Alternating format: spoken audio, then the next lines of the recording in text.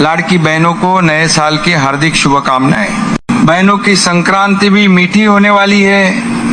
नवंबर की किस्त जमा होने के बाद अब दिसंबर और जनवरी की मिलाकर 3,000 रुपये बहुत जल्द आपके खाते में जमा किए जाएंगे, ये वचन मैं देता हूँ। लाडक्या बहिणींनो, एकीकडे खूप आनंदाची बातमी आहे की लाडकी बहीण योजनेचा डिसेंबर आणि जानेवारीचा हप्ता आता सुरू झाला आहे. पण दुसरीकडे एक खूप दुःखद आणि हृदय दुखावणारी बातमीही आहे. 60 लाख महिलांचे अर्ज रद्द करण्यात आले आहेत. हे ऐकून मन खचून जातंय ना? मलाही खूप वाईट वाटतंय. पण सगळं स्पष्ट सांगते, धीर धरा. आजच्या 12 जिल्ह्यांची यादी आली आहे. त्यापैकी 2 जिल्ह्यांमध्ये दुपारपर्यंतच अनेक बहिणींना मेसेजेस आलेले आहेत. तुम्ही तुमच्या फोन स्क्रीनवर पहा. त्या मेसेजचा आनंद किती वेगळा असतो नाही? पण जर तुम्हाला अजूनही मेसेज आला नसेल तर मनात धास्ती बसते की माझं नाव या रद्द झालेल्या महिलांच्या यादीत आहे का? होय, हे तुम्हाला नक्की चेक करावं लागणार आहे. 60 लाख महिलांना आता पैसे मिळणार नाहीत, हे खरंच हृदयाला चटका लावणार आहे. आणि 36 जिल्ह्यांपैकी फक्त 30 जिल्ह्यांमध्ये पैसे मिळणार आहेत. 6 जिल्ह्यांमध्ये पैसे तात्पुरते थांबवण्यात आलेले आहेत. उर्वरित आज जे रात्रीपर्यंत 10 जिल्ह्यात वाटप होणार आहे, ती कोणती 10 जिल्हे आहेत ते पुढे सांगणार आहे.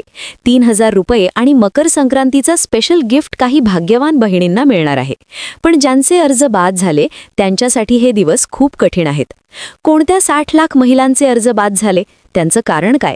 जर तुम्हाला अजूनही मेसेज आला नसेल तर तुमचा अर्ज बाद झाला की नाही हे 30 सेकंदात कसं चेक करायचं तेही सांगणार आहे. आज रात्री 12 वाजेपर्यंत राहिलेले 10 जिल्हे कोणते? दुपारपासूनच वाटप सुरू झाले. 2 कोणत्या जिल्ह्यांमध्ये मेसेजेस आलेले आहेत त्याचीही यादी सविस्तर सांगणार आहे. जर तुमच्याकडून एखादी चूक झाली असेल तर आता 1ही रुपया मिळणार नाही हे ऐकून मन दुखावतंय, पण सत्य सांगणं गरजेचं आहे. 60 लाख महिला कोणत्या आहेत आणि कोणत्या मोजक्या महिलांना मकर संक्रांतीचा स्पेशल गिफ्ट मिळणार आहे? संपूर्ण सविस्तर जाणून घ्या. लाडक्या बहिणींसाठी आज एक अतिशय आनंदाची आणि अतिशय दुःखद बातमी समोर आलेली आहे. आज बहिणींच्या खात्यात अचानकपणे 3,000 रुपये जमा झाल्याचा मेसेज 2 जिल्ह्यांमध्ये आला आहे आणि 10 जिल्ह्यांमध्ये पैसे वाटप दुपारपासून रात्रीपर्यंत सुरू आहे. रात्री 12 वाजेपर्यंत 12 जिल्ह्यांमध्ये ही प्रक्रिया पूर्ण होईल. पैसे जमा होतील. मुख्यमंत्री माझी लाडकी बहीण योजनेअंतर्गत 2 मोठे निर्णय घेण्यात आले आहेत. पहिला आनंददायी, दुसरा दुःखद. 12 जिल्ह्यातील महिलांच्या बँक अकाउंटमध्ये आज पैसे जमा होत आहे. ही आनंदाची बातमी. पण त्याचवेळी 60 लाख बहिणींचे अर्ज रद्द करण्यात आले. ही बातमी मनाला चिरडून टाकते. मग कशाबद्दल या 60 लाख बहिणींना बाहेर काढले? सर्वात मोठी लिस्ट जाहीर झाली आहे. त्या लिस्टमध्ये जर तुमचं नाव असेल तरच तुम्हाला 3,000 रुपये मिळणार आहेत. तुमचं नाव कसं चेक करायचं ते व्हिडिओमध्ये सांगतो. कोणत्या 10 जिल्ह्यात आज संध्याकाळपर्यंत पैसे येतील? कोणत्या 2 जिल्ह्यांमध्ये मेसेजेस आलेले आहेत ते ऐकून घ्या. पण ज्या महिला राहणार आहेत त्या कोणत्या ते पुढे सांगतोच. आणि 6 जिल्ह्यांमध्ये अजिबात पैसे तात्पुरते थांबवले आहेत. पण ज्या राहिलेल्या महिलांना मकर संक्रांतीचं मोठं गिफ्ट देखील मिळणार आहे. भरपूर महिलांना काढण्यात आलंय, पण आता ज्या महिला राहिल्या त्यांची संक्रांत गोड होणार आहे. संक्रांतीला 3-4 दिवस राहिले असताना पैसे वाटपाची सुरुवात झालीय. 12 जिल्ह्यात 3,000 रुपये वाटप झाले. उर्वरित साधारण 18 जिल्हे आहेत. तर सर्वांना एकत्र पैसे दिले जाणार आहेत. सर्वात प्रथम कोणत्या जिल्ह्यात वाटप झालं ते सांगतो. आज रात्रीपर्यंत कोणते 10 जिल्हे असणार आहेत ते सांगणार. उद्याचे 10, परवाचे 10, कारण की सर्वस्वी 30 जिल्ह्यात तात्पुरते वाटप होणार आहे. 6 जिल्ह्यांमध्ये अजून पडताळणी सुरू आहे. आणि कोणत्या 60 लाख महिला बाहेर निघालेल्या आहेत त्याविषयी एक मोठी अपडेट आज द्यायची आहे. सोबतच या 3,000 व्यतिरिक्त कोणतं मोठं संक्रांतीचं गिफ्ट राहिलेल्या महिलांना मिळणार आहे त्याचीही लिस्ट आता वाचून दाखवणार आहोत. पहा, भरपूर कमेंट येत आहेत. आम्हाला पैसे आले नाहीत, आम्हाला मेसेज आला नाही, आम्ही ग्रामीण भागात राहतो, आमचं या बँकेत खातं आहे. हे ऐकून मन भरून येत आहे.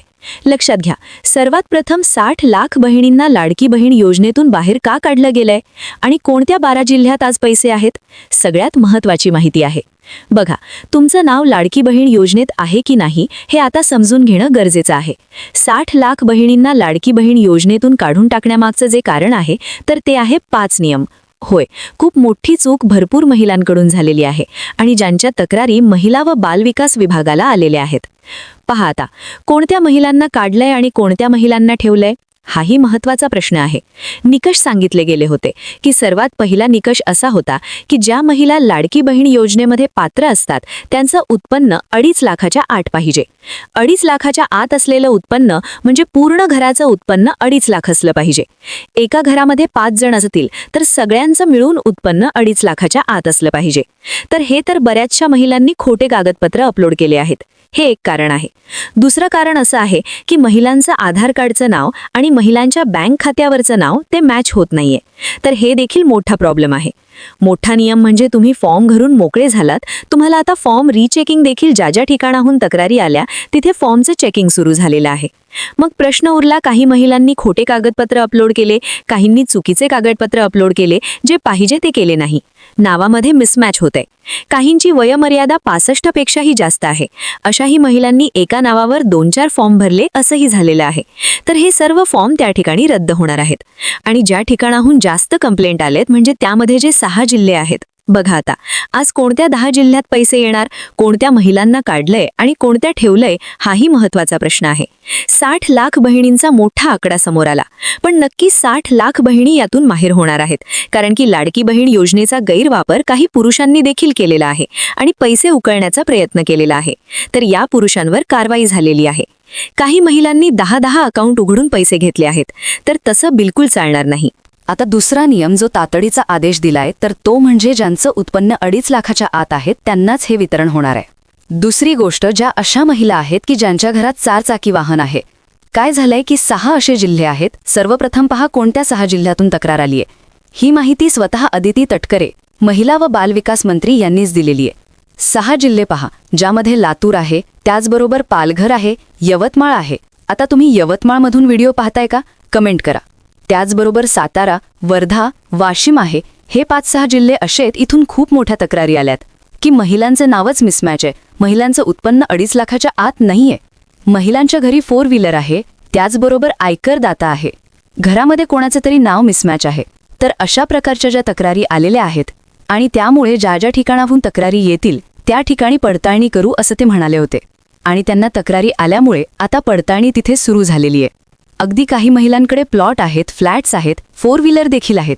तर अशाही तक्रारी आल्यात. प्लॉट घेतलाय, गाडी घेतलेली आहे. तर अशा महिलांचा जो चेकअप आहे तो सुरू आहे. आता उत्पन्नासाठी मग आता तुम्ही काय करून ठेवायचं?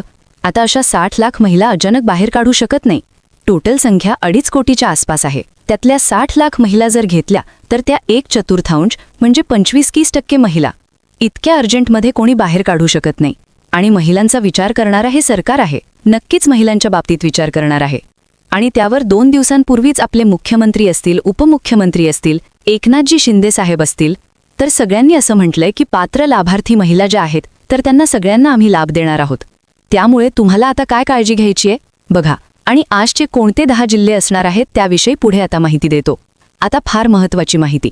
तुम्ही काय करा, जर तुमच्या जिल्ह्यामध्ये आता सगळ्यात आधी तुम्ही या 6 जिल्ह्यातले आहात का?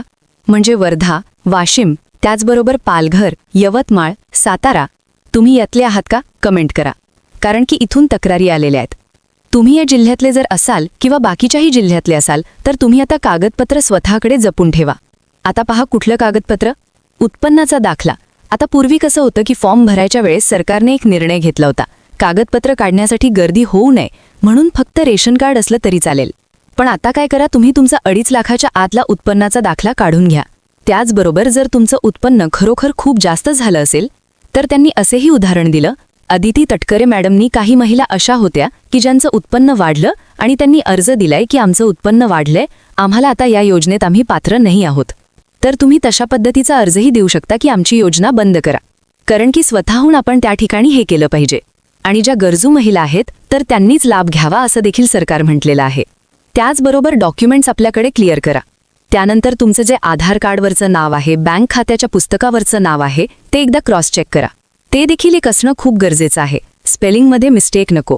बऱ्याच वेळा काय होतं, महिलांचं माहेरचं नाव आधार कार्डवर आहे आणि बँक खाते पुस्तकावर इकडलं सासरकडलं नाव आहे. तर हे अशा प्रकारे व्हायला नको. किंवा एक जरी नाव असलं तरी स्पेलिंगमध्ये काहीतरी मिस्टेक आहे तर मग अशा प्रकारच्या ज्या करेक्शन्स आहेत तर त्या करून घ्या. आधार कार्ड बँक खातं लिंक करून घ्या. उत्पन्नाचा दाखला आपल्याकडे जपून ठेवा.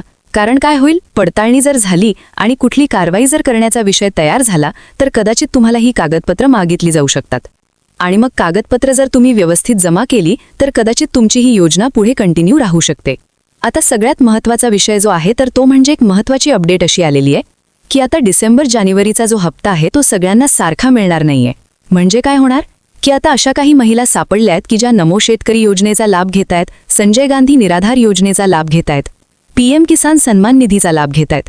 तर सरकारच्या दृष्टीने असं आहे की कोणतीही महिला लाभार्थी की कोणत्या तरी एकाच योजनेचा त्यांनी लाभ घ्यायला पाहिजे. प्रत्येक 2-3 योजनेचा लाभ त्या ठिकाणी घ्यायला नाही पाहिजे. तर याकरता ते असेही म्हणाले आहेत की आता महिलेला ठरवायचे की तिला कुठल्या योजनेचा लाभ घ्यायचा आहे. म्हणजे तिला PM किसानचा घ्यायचा आहे, नमो शेतकरीचा घ्यायचा आहे की लाडक्या बहिणीचा घ्यायचा आहे की संजय गांधीचा घ्यायचा आहे. कारण की काय होतंय किंवा जर असं कॅल्क्युलेशन त्यांनी केलं की 1,500च्या वरती लाभ त्या ठिकाणी प्रत्येक महिलेला गेला नाही पाहिजे. तर त्यामुळे कदाचित असं होईल की तुमचा येणारा जो हप्ता आहे तर तो कदाचित 1,500च्या आत 1,000 रुपये येऊ शकतो किंवा 500 रुपये येऊ शकतो. तर टोटल ते करणार आहे. तुम्ही 2 योजनेचा लाभ घेताय, लाडकी बहीण आणि नमो शेतकरी. आता नमो शेतकरीला आणि PM किसान दोन्हींचे मिळून 12,000 रुपये वर्षाला येतात. म्हणजे महिन्याचे होतात 1,000 रुपये आणि लाडक्या बहिणीचे 1,500 रुपये. तर मग लाडक्या बहिणीचे 1,500 नाही मिळणार तर तुम्हाला दोन्ही योजना मिळून 1,500 रुपये मिळतील. म्हणजे मग तुम्हाला कदाचित लाडक्या बहिणीचे फक्त 500 रुपये मिळू शकतात. तर असंही होणार आहे. हप्ता कमी जास्त त्या ठिकाणी होणार आहे. आता राहिला प्रश्न कोणत्या जिल्ह्यात पैसे येणार आहे. तर सगळ्यात आधी कमी लोकसंख्या, कमी लाभार्थी असणारी जिल्हे त्या ठिकाणी घेतले जातात. मग यामध्ये जर आपण बघायला गेलो तर यामध्ये रत्नागिरी आहे, त्याचबरोबर इकडे धुळे आहे, जळगाव आहे, इकडे पाहू शकता तुम्ही नाशिक आहे, छत्रपती संभाजीनगर आहे, कोल्हापूर, सांगली. तर अशा प्रकारची जिल्ह्यांची लिस्ट यामध्ये संभावित असू शकते. पण याआधी तुम्ही तुमची कागदपत्र क्लिअर करा. आधार कार्ड, बँक खात्यावरची नावं परत एकदा रिचेक करा. कारण की पडताळणी झाली आणि कागदपत्रांची अचानक मागणी जर झाली तर तुम्हाला हे दाखवता येणं खूप गरजेचं असतं. तुम्हाला कुठले डाऊट असतील तर कमेंट करा, आम्ही कमेंटमध्ये त्याचे उत्तर देऊ. चॅनलला नक्की सबस्क्राईब करा. व्हिडिओ पाहत रहा. धन्यवाद.